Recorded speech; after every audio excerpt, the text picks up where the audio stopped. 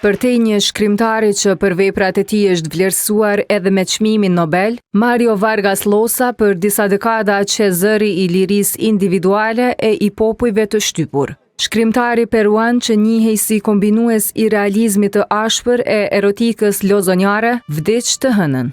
Ai ishte 89 vjeç. Lajmin për vdekjen e tij e kanë dhënë fëmijët e tij. Qeveria peruane ka shpallur 14 prillin ditëzie kombëtare dhe ka njoftuar se flamujt në ndërtesat publike do të ulen në gjysmështisë. Familja nuk specifikoi shkakun e vdekjes së tij, por shëndeti i shkrimtarit ishte i brisht pas largimit nga Madridi për t'u kthyer vitin e kaluar në Lima të Perus ku edhe vdiq. Vdekja e Vargas Llosas ka bërë që bota ta kujtojë e ta vlerësojë shkrimtarin, që për disa dekada me mjeshtrinë e tij i dha letërsisë vepra kapitale, kurse kauzave për të drejtat e njeriut, zërin që kishte ndikim gjithandej globit. I lindur më 1939 në Peru, Vargas Llosa e kishte kuptuar se dëshironte të bëhej shkrimtar që kur ishte fëmijë. Në mes të viteve të 50-ta kishte studiuar drejtësinë dhe letërsinë në Universitetin e Shën Markut në Lima. Pasi përfundoi kolegjin, kishte shkruar për gazeta dhe sikurse shumë shkrimtar të tjerë latin, filloi karrierën letrare jashtë vendit duke jetuar si i ri në Paris, Madrid dhe Londër.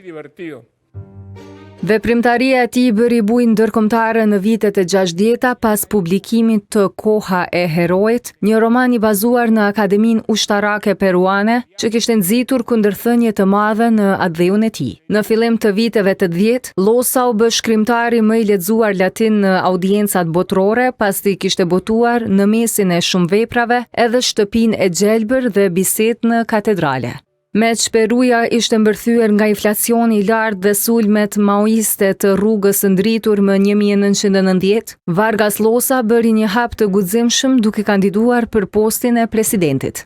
Të hënën vlerësimet për të kanë qenë të shumta. Shkrimtari e studiuesi i letërsisë Aga Polloni thotë se Llosa ishte një prej shkrimtarëve më të rëndësishëm jo vetëm të letërsisë latinoamerikane. Ishte një prej shkrimtarëve më të rëndësishëm, jo vetëm të letërsisë latinoamerikane, por të letërsisë botërore, të kësaj letërsisë bashkëkohore. Dhe ishte një nga përfaqësuesit e postmodernizmit në letërsi, hynte te kategoria e shkrimtarëve që quhen shkrimtarë enciklopedik, shkrimtarë erudit, pra kishte dije përveç një talenti të lindur, kishte një dije të akumuluar, ishte edhe një studius shumë me ndikim dhe studimi i tij për Markezin, të cilin e kishte edhe shok, është një prej studimeve më të mira që janë bërë për romanin, domethënë 100 vjet vetmi. Në vitet 90, Vargas Llosa do të shndrohej në një zë ndërkombëtar, duke mbrojtur të drejtat e shqiptarëve të Kosovës përballë regjimit të Slobodan Miloševićit. Mendoj se ai e ka tejkalu këtë me sukses këtë testin moral në të cilin bien shpesh shkrimtarët, intelektualet ndryshëm.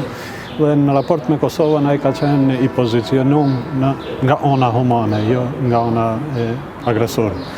Dhe ka shkruar disa ese, të cilat më vonë ne ja kemi botuar edhe si libër në gjuhën shqipe.